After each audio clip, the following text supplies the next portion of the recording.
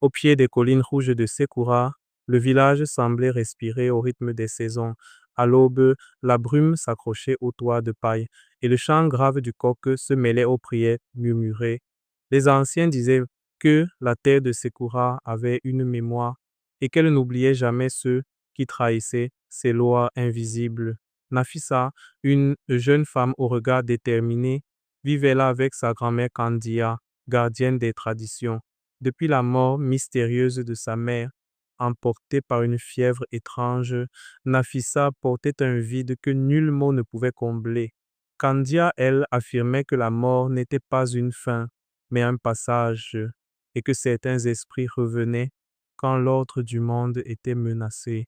Un soir d'orage, alors que le tonnerre frappait comme un tambour de guerre, une pierre ancienne surgit du sol près du fromager sacré.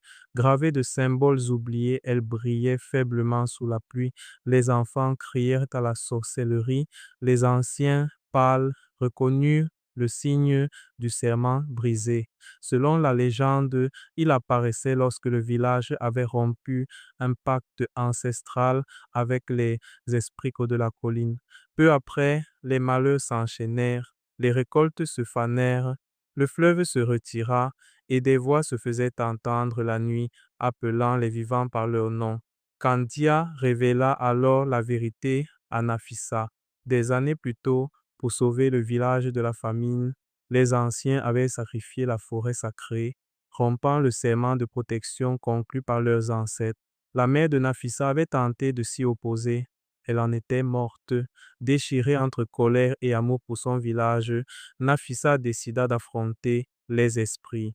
Guidée par les rêves de sa mère, elle gravit la colline interdite au clair de lune.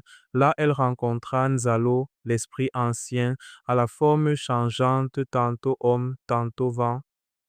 Il lui révéla un rebondissement cruel. Le village pouvait être sauvé, mais au prix d'un sacrifice, non de sang, mais de vérité. Les anciens devaient avouer leurs fautes devant tous et transmettre enfin les traditions sans les détourner. Au lever du soleil, Nafissa parla. Sa voix tremblait, mais elle ne recula pas. Les anciens, honteux, reconnurent leur erreur. Candia pleura, non de tristesse, mais de soulagement.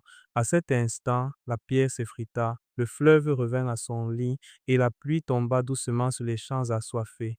Nafissa sentit alors une présence familière, comme une main posée sur son épaule. Elle comprit que sa mère reposait enfin en paix. Depuis ce jour, à Sekura, les traditions ne sont plus récitées comme des règles figées, mais vécues comme des promesses. Et chacun sait désormais que l'héritage le plus précieux n'est ni la terre ni les récoltes, mais le courage de protéger la vérité et de respecter ce qui nous dépasse, car un peuple qui oublie ses racines finit toujours par se perdre.